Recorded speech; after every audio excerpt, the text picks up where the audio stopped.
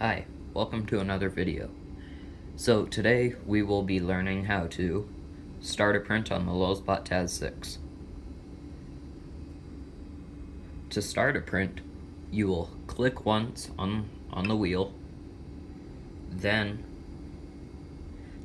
you'll rotate the wheel clockwise down to print from SD. You'll click the wheel once, and then select which file you want to print.